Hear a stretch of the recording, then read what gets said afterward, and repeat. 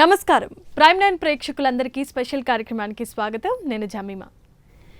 నార్మల్గా చార్ధామ్ యాత్ర అనగానే చాలా మందికి జీవితంలో ఒక్కసారైనా ఈ తీర్థయాత్రకి వెళ్ళాలని ఉంటుంది.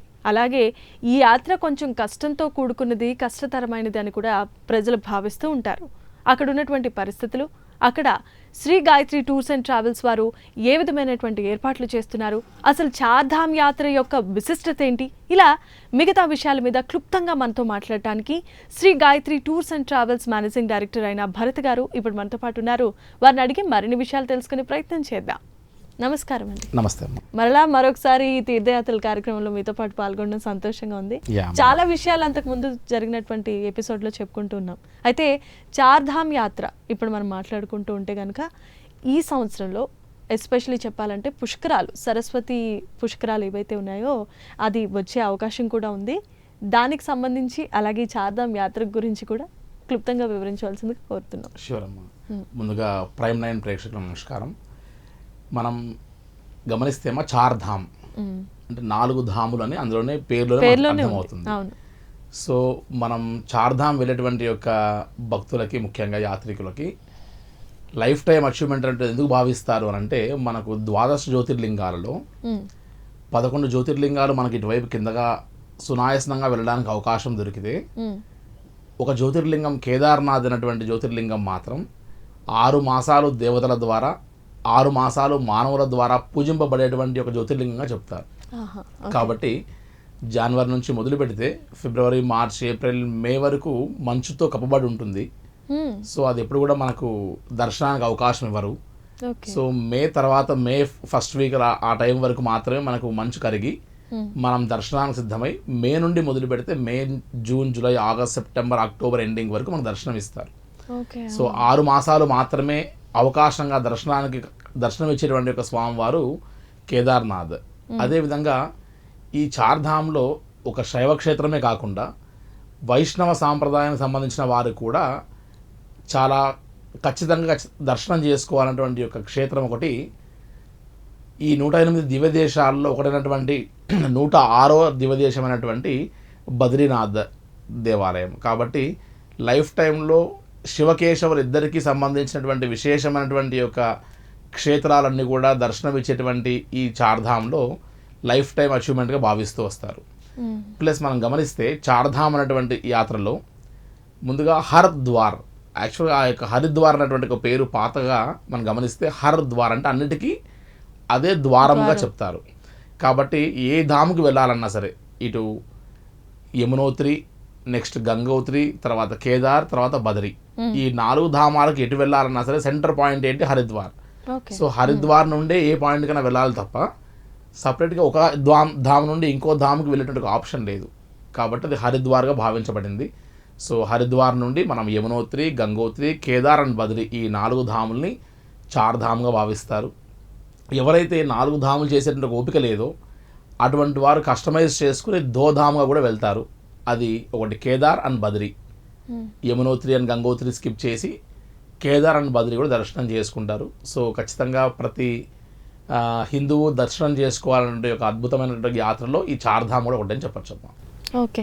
అయితే ఇప్పుడు పుష్కరాలు మెయిన్గా వస్తున్నాయి ఈ సంవత్సరంలో, దానికి సంబంధించి ఏ విధంగా ఏర్పాట్లు చేస్తున్నారు అమ్మ? ముఖ్యంగా ఈ యొక్క సంవత్సరం 2025లో మనకు సరస్వతి నది పుష్కరాలు మానా విలేజ్ దగ్గరలో, బద్రీనాథ్కి చాలా దగ్గరలో ఉన్న ప్రదేశంలో సంక్రమిస్తుంది. కాబట్టి మే 15 నుంచి మొదలు పెడితే 12 రోజులు పుష్కరం అంటే 12 డేస్ మనకు నడుస్తుంది. కాబట్టి 12 రోజులు ఈ యొక్క పుష్కర టైంలో విశేషంగా స్నానం ఆచరించడానికి కూడా చాలామంది ఆసక్తి చూపిస్తారు. కాబట్టి ఈసారి చార్ధామ్ యాత్రలో కానీ, లేదంటే చెప్పినట్టుగా కేదార్ అండ్ బద్రి దోధామ్ యాత్రలో కానీ మే 15 నుండి మే 26 వరకు మనం ప్లాన్ చేసుకోగలిగితే ఈ సరస్వతి నది పుష్కరాలని కూడా మనము యూటిలైజ్ చేసుకుని మనం పవిత్ర పుణ్యస్నానం ఆచరించడానికి కూడా అవకాశం దొరుకుతుంది. కానీ ఈ పుష్కరాలు ఒకటి, రెండవది చార్ధామ్ యాత్రకి రెగ్యులర్గా ఉన్నటువంటి ఫ్లోటింగ్, ఈ రెండింటిని దృష్టిలో ఉంచుకొని చాలా అడ్వాన్స్గా ప్లాన్ చేసుకుంటేనే ఈ యొక్క చార్ధామ్ యాత్రతో పాటు ఈ సరస్వతి నది పుష్కరాలని కూడా మనం బ్యాలెన్స్డ్గా రెండింటిని కలిపి చేయడానికి అవకాశం ఉంటుందమ్మా. ఓకే. అసలు పుష్కర్ అంటేనే 12 సంవత్సరాలకు ఒకసారి వస్తుంది. అలాగే 12 రోజుల స్నానం అనేది పుష్కర్ దాంట్లో ఉంటుంది. 12 సంవత్సరాల్లో ఒకసారి ఒక నదికి వస్తుంది. ఒక నదికి వస్తుంది. అలా ఆ యొక్క సూర్య భగవానుడు నక్షత్రాలు మారే కొద్దీ ఒక నది పుష్కరాలు వస్తూ ఉంటాయి. అదేవిధంగా పుష్కరం అనేటువంటిది 12 డేస్ టైంలో ఖచ్చితంగా ఆ యొక్క నదిలో స్నానం ఆచరిస్తారు. కాబట్టి మనం ఆ 12 డేస్లో ఎప్పుడు వెళ్ళినా సరే అదే సమానమైన ఫలితం ఉంది అని చెప్పచ్చు. ఓహో, ఓకే. అయితే ఇంత ప్రాచుర్యం పొందినటువంటి ఈ చార్ధామ్ యాత్రలో అసలు ఎన్ని రోజులు పడుతుంది? ఎస్ అమ్మా, సహజంగా మనం ట్రైన్ ద్వారా లేదంటే బై ఫ్లైట్ ద్వారా ఇలా డిఫరెంట్ మోడ్ ఆఫ్ ట్రాన్స్పోర్టేషన్స్ని బట్టి మనం సెంటర్ పాయింట్ హరిద్వార్ అనుకుంటున్నాం. కాబట్టి హరిద్వార్ వెళ్ళాలంటే ఖచ్చితంగా ఢిల్లీ నుంచే వెళ్ళాల్సిందే, ఇంక వేరే ఆప్షన్ లేదు.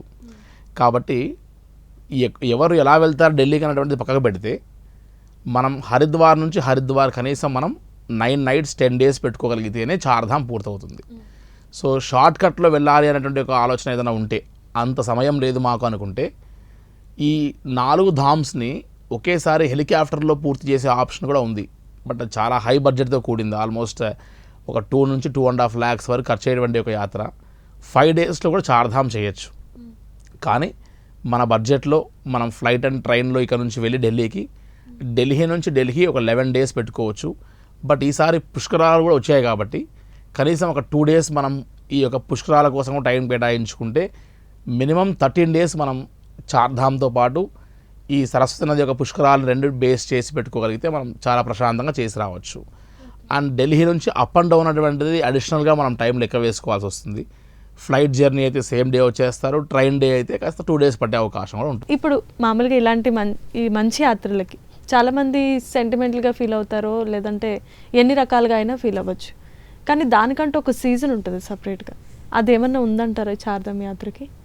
అమ్మ, మనం ఇందాక చెప్పుకున్నట్టుగానే చార్ధామ్ యాత్రలో యమునోత్రి అండ్ గంగోత్రి మనం 360 రోజులు వెళ్ళి దర్శనం చేసుకోవచ్చు. కానీ కేదార్ అండ్ బద్రీ మాత్రం మనకు 6 మాసాలే అవకాశం ఇస్తారు. కాబట్టి దర్శనానికి ఎట్టి పరిస్థితుల్లో మనం మే నుంచి మొదలు పెడితే May, June, July, August, September, October వరకు మాత్రమే మనకు దర్శనం ఇచ్చేటువంటి అవకాశం. కాబట్టి మనం ఏదున్నా సరే ఈ 6 months టైంలోనే ప్లాన్ చేసుకోవాలి. సో ఇదంతా కూడా సీజనల్ ట్రిప్ అని చెప్పచ్చు చార్ధామ్ అంతా కూడా. సో ఏదున్నా సరే సమ్మర్ టైంలోనే ప్లాన్ చేసుకోవాల్సినటువంటిది. ఈ మే నుండి మొదలు పెడితే అక్టోబర్ ఎండింగ్ వరకు మాత్రమే యాత్ర సాగేటువంటిది. కాబట్టి ఈ టైమ్స్లోనే మనం ప్లాన్ చేసుకోవాలి. అండ్ దట్టు మనం ఎప్పుడు వెళ్ళాలనుకున్నా ఇన్ అడ్వాన్స్గా 3 to 4 months ముందే మనం ప్లాన్ చేసుకుంటే తప్ప అక్కడ ఫెసిలిటీస్కి మనం కోపప్ చేయడానికి అవకాశం ఉండదు. కాబట్టి జాగ్రత్త వహించాలమ్మా. సో వీటన్నిటిని కూడా మనం ముందుగా ప్లాన్ చేసి అరేంజ్ చేయడానికి 3-4 months బిఫోర్గా చేసుకుంటేనే అది మంచిది. ఎస్. అయితే ఇప్పుడు ఫుడ్ దగ్గరకు వద్దాం. చాలామంది ఫుడ్ విషయంలో చాలా పర్టికులర్గా ఉంటారు. నార్త్ సైడ్ వాళ్ళ ఫుడ్కి మనకి చాలా డిఫరెన్సియేషన్స్ ఉంటాయి. దాన్ని ఎలా మీరు బ్యాలెన్స్ చేస్తారు? అమ్మ, మనం చాలాసార్లు చెప్పుకున్నట్టుగానే ఏ యాత్రకైనా సరే సెల్ఫ్ కిచెన్ అనేటువంటిది లేకపోతే, ముఖ్యంగా మన సౌత్ ఇండియన్స్, మన తెలుగువారు అక్కడ ఫుడ్కి అడ్జస్ట్ కావడం చాలా కష్టం.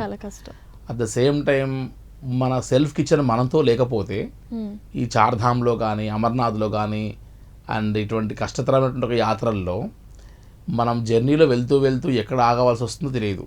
సో ఎక్కడో హోటల్ దగ్గర మనం బేస్ అయి వెళ్తే ఆ హోటల్ 3 kilometers ఉంటుంది.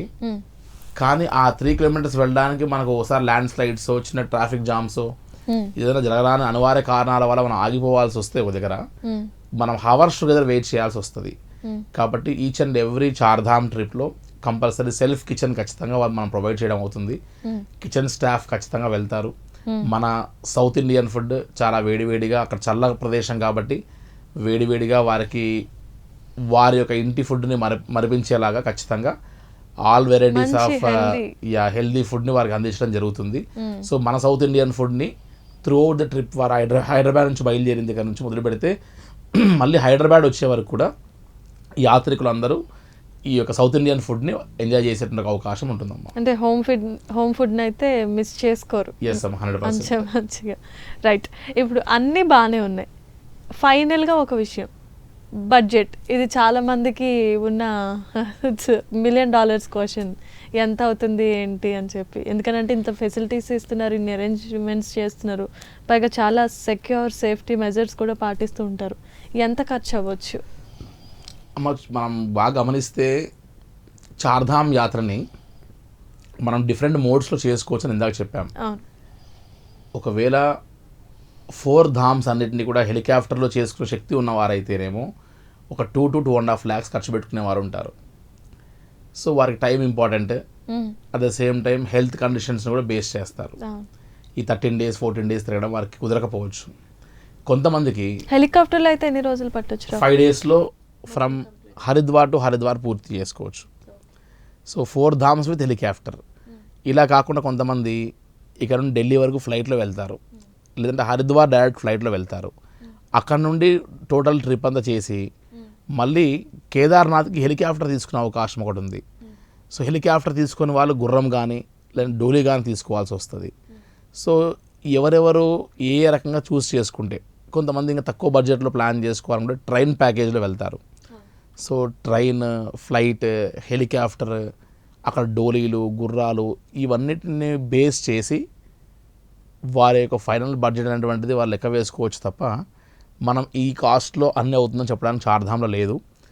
బట్ లీస్ట్లో వెళ్ళి మన శరీరం కష్టపడినా పర్లేదు, మనం అడ్జస్ట్ అయ్యి వెళ్ళగలము అనుకున్నప్పుడు ఒక 50,000లో ఇలా ఈ 50,000లోనే మన శరీరం బాగా సహకరించి మనకు ఓపిక ఉందనుకున్నప్పుడు 50,000లోనే చార్ధామ్ యాత్ర చేయొచ్చు. లేదు కొద్దిగా హై ఎండ్గా సేఫ్గా సెక్యూర్గా మనం హెలికాప్టర్ అండ్ ఫ్లైట్స్ వాడాలి అనుకుంటే ఆ 50,000 కాస్త ₹1,00,000 వరకు కావచ్చు. సో ఏదైనా సరే ఒక 70,000-80,000 బడ్జెట్లో కనీసం మనం ఈ యాత్రను ప్లాన్ చేసుకోవచ్చు. సో వారు చూస్ చేసుకున్న విధానాన్ని బట్టి మనం budget చెప్పగలమమ్మా.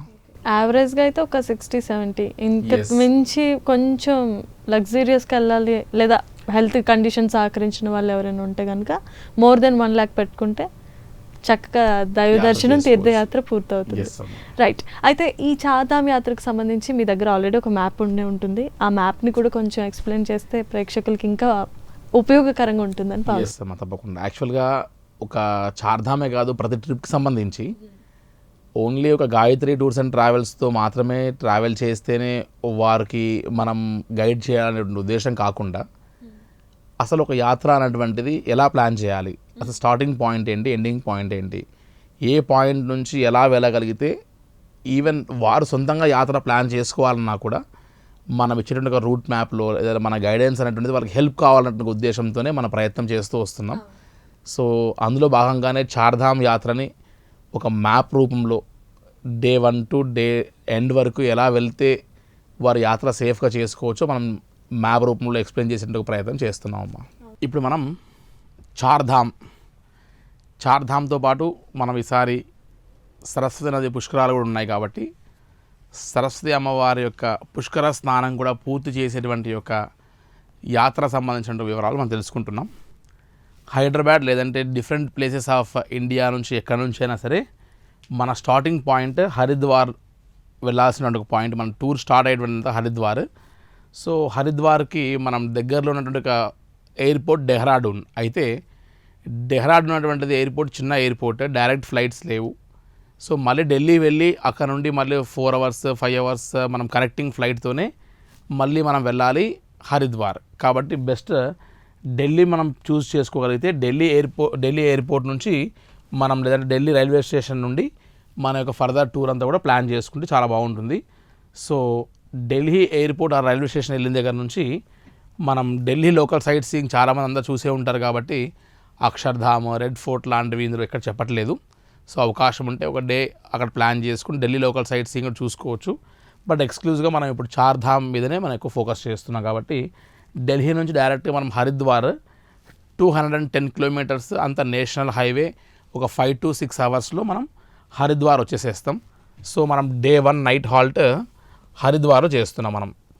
So day 1 night halt హరిద్వార్లో చేసిన తర్వాత మనం next day 2 Haridwar local sight seeing చూస్తున్నాం.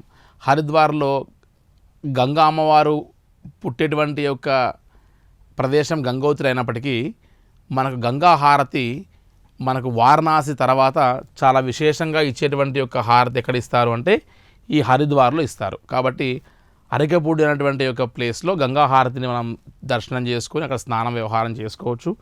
ముఖ్యంగా ఈ యొక్క హరిద్వార్లో మనం బాగా చూడవలసినటువంటి యొక్క 2 మెయిన్ ప్లేసెస్, ఒకటి మానసాదేవి, రెండోది చండీదేవి.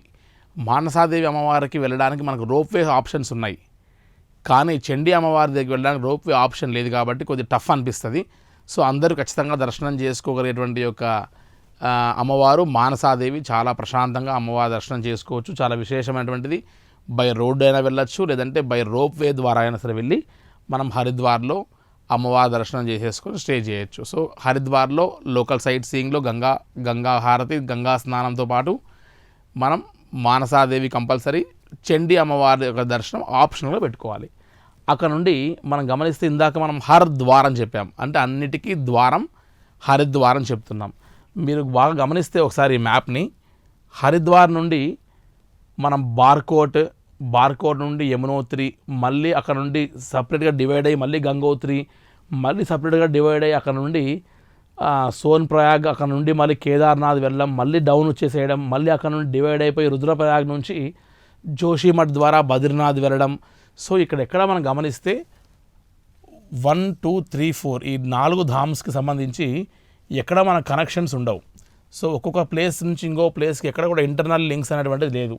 ఇక్కడ యమునోత్రి, అటు కేదార్, ఇటు గంగోత్రి, అటు బద్రీ. సో డిఫరెంట్ ప్లేసెస్ నుంచి మళ్ళీ మనం బ్యాక్ వచ్చి ఒక రోజంతా హిల్ ఏరియాలో ట్రావెల్ చేసి మళ్ళీ బ్యాక్ వచ్చి మళ్ళీ ఒక్కొక్క ధామ్ చూసుకుంటూ వెళ్ళేటువంటి ప్రయత్నం చేయాల్సి వస్తుంది. కాబట్టి మనం ఇక్కడ నుండి గమనిస్తే హరిద్వార్ నుండి బార్కోట్ అనేటువంటి ఒక ప్లేస్కి వెళ్ళి మనం డే 3 అంటే 2 days మనం హరిద్వార్లో స్టే చేసాం కాబట్టి డే 3 బార్కోట్ వెళ్ళి స్టే చేసాం.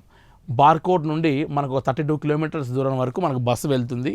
సో ఒక 7 kilometers మాత్రం మనకు బై వాక్, లేదంటే గుర్రము, లేదంటే డోలీ కూడా తీసుకోవచ్చు. సో ఒక 7 kilometers మాత్రం మనం యమునోత్రికి కాస్త కష్టపడవలసి వస్తుంది.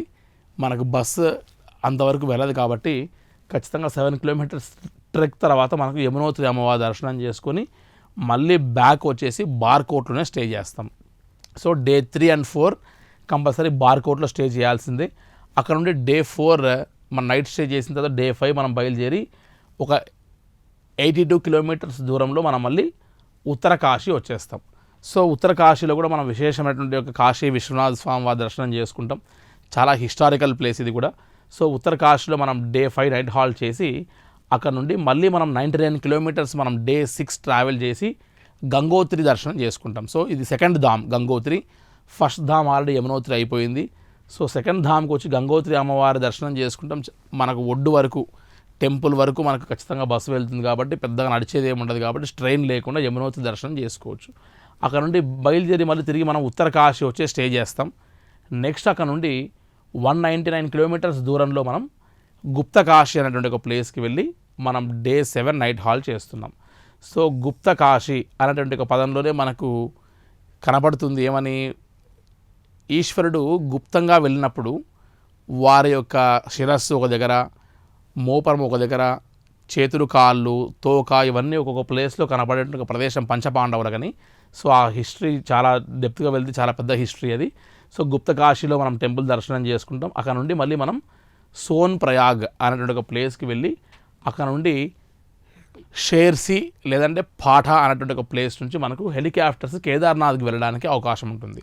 సో షేర్సీ ఆర్ పాఠా అనేటువంటి ఒక ప్లేస్లో మనం ఫ్లైట్ హెలికాప్టర్స్ కానీ, లేదంటే గుర్రం కానీ, లేదంటే డోలీ కానీ ప్లాన్ చేసుకుని ఓపిక ఉన్న వాళ్ళు బై వాక్ అయినా సరే 17 kilometers మనం కేదార్నాథ్ దర్శనంకి వెళ్తాం. సో హెలికాప్టర్స్ అన్నీ కూడా 3 months ముందే మన ఓన్ ఐపీ అడ్రస్, అంటే ఒక కంప్యూటర్లో ఒక ఐపీ అడ్రస్ ద్వారా ఇద్దరికి మాత్రమే హెలికాప్టర్ టికెట్స్ బుక్ చేసుకోవచ్చు. సాధ్యమైనంత వరకు ఏజెంట్ మీద మీరు ఆధారపడి చివరి మూమెంట్లో అయ్యో హెలికాప్టర్ లేకపోతే మేము వెళ్ళలేము అన్నటువంటి పరిస్థితి ఉంటే చార్ధామ్ యాత్ర మీరు చేయడం కష్టము.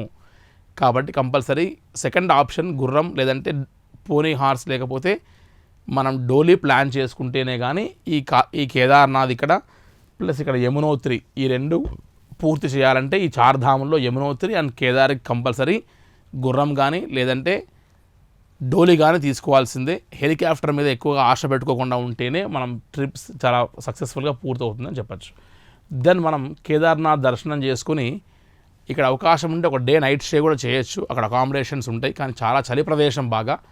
సో కొంతమంది బై వాక్ వెళ్ళిన వాళ్ళు, గుర్రం మీద వెళ్ళిన వాళ్ళు, సేమ్ డే తిరిగి రాలేని వాళ్ళు కూడా ఈ కేదార్నాథ్ చుట్టుపక్కల చాలా అకామిడేషన్స్ అవి ఆప్షన్స్ ఉన్నాయి. కొద్దిగా కాస్ట్ ఎక్కువ అవుతుంది కంపేర్ చేస్తే, కానీ దర్శనం అయితే చేసుకొని అక్కడ స్టే చేసేటువంటి ఒక ఆప్షన్ కూడా ఉంది. అక్కడ నుండి మళ్ళీ మనం సోన్ ప్రయాగ్ వరకు చేస్తాం. సోన్ ప్రయాగ్ నుండి మళ్ళీ మనం గుప్త కాశీ వచ్చేసి నైట్ స్టే చేస్తాం ఇంకో రోజు. సో డే 7, 8, 9 మనం 3 days ఇక్కడ మనం గుప్త కాశీలో మనం బేస్ చేస్తూ ఉన్నాం. అక్కడ నుండి మళ్ళీ మనం 44 కిలోమీటర్స్ దూరంలో రుద్రప్రయాగ్ అనేటువంటి ఒక ప్లేస్కి వస్తున్నాం. ఇదే చార్ధామ్లో యాక్చువల్గా పంచప్రయాగాలు కూడా దర్శనం చేసుకోవచ్చు, కానీ లెంతీ అవుతుంది కాబట్టి ప్రయాగ గురించి మనం డిస్కస్ చేయట్లేదు. సో దెన్ అక్కడ నుండి మనం రుద్రప్రయాగ్ వచ్చేసి ఆ రుద్రప్రయాగ్ నుండి అగైన్ మనం మళ్ళీ తిరిగి జోషిమఠ్ అనేటువంటి ఒక ప్లేస్కి వెళ్ళిపోతున్నాం. మనం ఒక 112 కిలోమీటర్స్ దూరంలో జోషిమఠ్ వెళ్ళిపోయాం.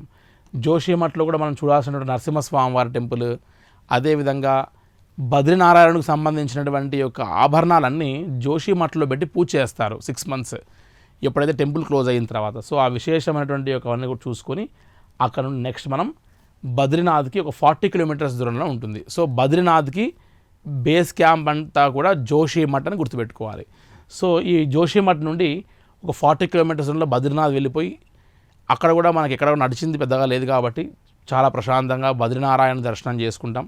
సో 108 దివ్యదేశాల్లో అత్యధిక ముఖ్యమైనటువంటిది.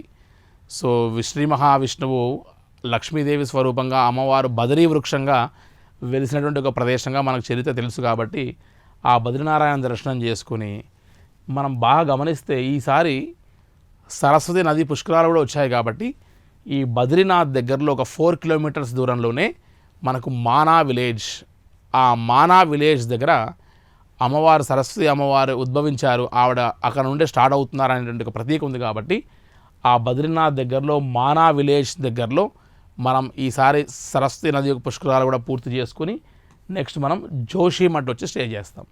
సో జోషిమఠ్ నుండి తిరిగి మళ్ళీ మనం రుద్రప్రయాగ్ వచ్చేసి అక్కడ నుండి 78 కిలోమీటర్స్ దూరంలో మనం పిపల్ కోట్ అనేటువంటి ఒక ప్లేస్కి వచ్చేస్తాం. సో పిపల్ కోట్ అనేటువంటి ప్లేస్కి వచ్చి మనం డే 10 ఆర్ డే 11 వరకు అక్కడే స్టే చేసి అక్కడ నుండి మనం రిషికేష్ వచ్చేటువంటి దారిలో మనకు ధారాదేవి అనేటువంటి ఒక చాలా ఎక్సలెంట్ టెంపుల్ కనబడుతుంది. ఒక డ్యామ్లో సెంటర్లో అమ్మవారి యొక్క దేవాలయం ఉంటుంది. ఒక ఐలాండ్ లాగా అనిపిస్తుంది. చాలా ప్రశాంతంగా అమ్మవారి దర్శనం చేసుకోవచ్చు. అక్కడ నుండి మనం రిషికేష్ వస్తాం. రిషికేష్లో సహజంగా సాధువులు, మంచిగా మెడిటేషన్ సెంటర్స్, యోగా సెంటర్స్, ఎక్కువ ఎన్ఆర్ఐస్ లాంటి వారందరూ స్టే చేసి సాధన చేసేటువంటి ఒక ప్లేస్గా రిషికేష్ చెప్తారు. సో అక్కడ నుండి మనం హరిద్వార్ వచ్చేటువంటి దారిలోనే మనకు రామ్ జూలా, లక్ష్మణ్ జూలా అని 2 పెద్ద బ్రిడ్జెస్ కనపడతాయి. ఆ 2 కూడా మనం చూసేసి నెక్స్ట్ హరిద్వార్ వచ్చేసేయచ్చు. హరిద్వార్లో మనం మళ్ళీ ఆ రోజు నైట్ స్టే చేసి అక్కడ నుండి ఒకవేళ మీ ఫ్లైట్ డెహ్రాడూన్ నుంచి ఉంటే డైరెక్ట్గా మీరు డెహ్రాడూన్ నుంచే బుక్ చేసుకొని డెహ్రాడూన్ నుంచి వెళ్ళిపోవచ్చు. లేదంటే మనం ఢిల్లీ వరకు వచ్చేసి ఒక నైట్ జర్నీలో మ్యాక్సిమం మనం 210 కిలోమీటర్సే కాబట్టి అంత నేషనల్ హైవేనే కాబట్టి మనం ఈ యొక్క హరిద్వార్ నుండి ఢిల్లీ వచ్చేసి ఢిల్లీ నుండి మళ్ళీ మనం హైదరాబాద్ రావచ్చు. మనం బాగా గమనిస్తే ఢిల్లీ నుంచి మనం ఢిల్లీ వరకు రావడానికే ఈ చార్ధామ్ యాత్రకి కనీసం 12 nights 13 days పెట్టుకుంటే కేదార్నాథ్ దగ్గర ఎక్కడన్నా సరే మనకి ఇబ్బంది కలిగినా దర్శనానికి ఒక రోజు ఏమైనా కాస్త ఇబ్బంది అయ్యి మనం కాస్త లేట్ అయినా కూడా మనకు బఫరింగ్ కోసం ఒక రోజు ఉండాల్సి వస్తుంది. అండ్ ఇంకా మనం 3 months ముందే ఈ యొక్క ఒక ధామ్ నుంచి ఇంకో ధామ్కి, ఇంకో ధామ్ నుంచి ఇంకో ధామ్కి, ఇంకో ధామ్ నుంచి ఇంకో ధామ్కి, ఈ 4 ధామ్స్లో ఏ డేట్లో మనం వెళ్ళి ఆ ధామ్స్ దర్శనం చేసుకుంటున్నాము అనేటువంటిది కూడా మనం ఆన్లైన్ రిజిస్ట్రేషన్ చేసుకోవాలి, including me vehicle number and driver నెంబర్తో సహా పెట్టి. కాబట్టి ఈసారి రూల్స్ అండ్ రెగ్యులేషన్స్ 2-3 years నుంచి ఉన్నటువంటి రూల్స్ అండ్ రెగ్యులేషన్స్ అవి. సో ఇవన్నీ కూడా 3-4 months అడ్వాన్స్గా ప్లాన్ చేయాల్సినటువంటివి. మేలో స్టార్ట్ అయ్యి చివరికి మనకు June, July, August, September, October వరకు ఉన్నటువంటిది. మనం ఈసారి బాగా గమనిస్తే 15th May నుండి మనకు 12 days పుష్కరాలు కూడా ఉన్నాయి కాబట్టి పుష్కర సమయంలో బద్రీనాథ్ దగ్గర ఉన్నటువంటి ఒక మానా విలేజ్ దగ్గరలో సరస్వతి అమ్మవారి యొక్క పుష్కర స్నానం కూడా చేసేటువంటి ఒక ఆప్షన్ ఉంది కాబట్టి మనం ఈ ఆప్షన్ని మనం యూజ్ చేసుకోవచ్చు. అయితే ఈ అమర్నాథ్ కానీ లేదంటే ఈ సంబంధించిన ఒక చార్ధామ్ కానీ ఇవన్నీ కూడా కనీసం 3-4 months అడ్వాన్స్గా మీరు పెట్టుకుంటేనే ఇదంతా కూడా limited hotels, limited flights, limited గుర్రాలన్నీ ఉన్నటువంటి కాబట్టి ఒక ట్రావెల్ ఏజెంట్ ఎవరైనా సరే అడ్వాన్స్డ్గా ప్లాన్ చేయవలసి వస్తుంది. కాబట్టి లాస్ట్ మూమెంట్లో మీరు డెసిషన్ తీసుకోవడం వల్ల ఫెసిలిటీస్ అనేటువంటివి మీరు గొప్పగా పొందకపోవచ్చు. సో రైట్ టైంలో మీరు డెసిషన్ తీసుకొని మీ యొక్క ట్రిప్ని అడ్వాన్స్గా ప్లాన్ చేసుకుంటే ఇలా ఈ చార్ధామ్ యాత్రని చాలా పర్ఫెక్ట్గా ప్రశాంతంగా చేసుకొని రావచ్చు. ఇందాక చెప్పినట్టుగా ఈ చార్ధామ్ యాత్ర కాకుండా దోధామ్ యాత్ర చేసే వాళ్ళు ఉంటారు చాలామంది. సో హైదరాబాద్ నుంచి డైరెక్ట్గా ఢిల్లీ, హరిద్వార్ నుంచి మనం యమునోత్రి, గంగోత్రి పక్కకు పెట్టేసి మనం కేవలం కేదార్ అండ్ బద్రీ మాత్రమే ప్లాన్ చేయొచ్చు. డైరెక్ట్గా హరిద్వార్ నుండి పిపల్కోట్, అక్కడ నుంచి రుద్రప్రయాగ్ వెళ్ళిపోయి రుద్రప్రయాగ్ నుంచి మనం గుప్తకాశి, సోన్ప్రయాగ్ నుంచి కేదార్నాథ్ దర్శనం చేసుకొని మళ్ళీ మనం బ్యాక్ సోన్ప్రయాగ్, గుప్తకాశి నుండి రుద్రప్రయాగ్ వచ్చేసి అక్కడ నుండి జోషిమఠ్ ద్వారా బద్రీనాథ్ చూసుకొని పుష్కర స్నానం కూడా సరస్వతి అమ్మవారి యొక్క పుష్కర స్నానం చేసుకొని అక్కడ నుండి మళ్ళీ బ్యాక్ జోషిమఠ్ నుండి మళ్ళీ రుద్రప్రయాగ్ నుండి పిపల్కోట్ ద్వారా మనం రిషికేశ్, హరిద్వార్ కూడా వచ్చేస్తాం మనం. సో ఈ చార్ధామ్ని ఆల్రెడీ చేసాం మేము, కేవలం పుష్కరాల గురించి మాత్రమే వెళ్తున్నాం అనుకున్నప్పుడు ఈ దోధామ్ చూడొచ్చు. మళ్ళీ కేదార్నాథ్ కూడా వద్దనుకున్నప్పుడు కేవలం రిషికేశ్, హరిద్వార్ ద్వారా జోషిమఠ్ వెళ్ళిపోయి బద్రీనాథ్ దగ్గర మనం పుష్కర స్నానం చేసి బద్రీనారాయణ దర్శనం చేసుకొని కూడా బ్యాక్ వచ్చేసేయచ్చు. సో మనకి కన్వీనియంట్ని బట్టి మనం ఎన్ని డేస్ మనం కేటాయించుకోగలుగుతామని దాన్ని బట్టి చూసుకొని మనకు యాత్ర ప్లాన్ చేసుకోవాల్సి వస్తుంది. అయితే భరత్ గారు, మీ శ్రీ గాయత్రి టూర్స్ అండ్ ట్రావెల్స్కి సంబంధించి, అది కూడా తీర్థయాత్రలకు సంబంధించి చాలా మంచిగా ఎక్స్ప్లెయిన్ చేశారు. మంచి బడ్జెట్తో కూడింది, చాలా వసతులు కల్పిస్తూ ఇలా దిగ్విజయంగా దశాబ్ద కాలం పాటు నడిపించారు. కాబట్టి ఇంకా ముందు రానున్న రోజుల్లో కూడా చాలామంది ప్రయాణికుల్ని తీర్థయాత్రలకి తీసుకువెళ్తూ ఇంకా ముందుకు మీరు ఇంకా కొనసాగాలని మనస్ఫూర్తిగా కోరుకుంటూ మీకు ప్రత్యేకమైన ధన్యవాదాలు తెలియజేస్తున్నాను. నమస్తే. సో చూశారు కదండి, Shri Gayatri tours and travels వారు మన చార్ధామ్ యాత్రకు సంబంధించిన ఎన్నో అమూల్యమైన విషయాలు మీ కొరకైతే పొందుపరిచారు. ఇంకా మిగిలిన విషయాల గురించి సరైన అవగాహన కావాలనుకుంటే కనుక మీకు స్క్రీన్ ప్లేపై ప్లే అవుతున్నటువంటి నెంబర్స్కి కాల్ చేయండి.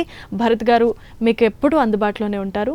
దీనికి సంబంధించిన మరిన్ని వివరాల కోసం సంప్రదించండి Shri Gayatri tours and travels. ఇది ఇవాల్టి స్పెషల్ కార్యక్రమం. మరో కార్యక్రమంలో మళ్ళీ కలుసుకుందాం. అంతవరకు చూస్తూనే ఉండండి Prime 9.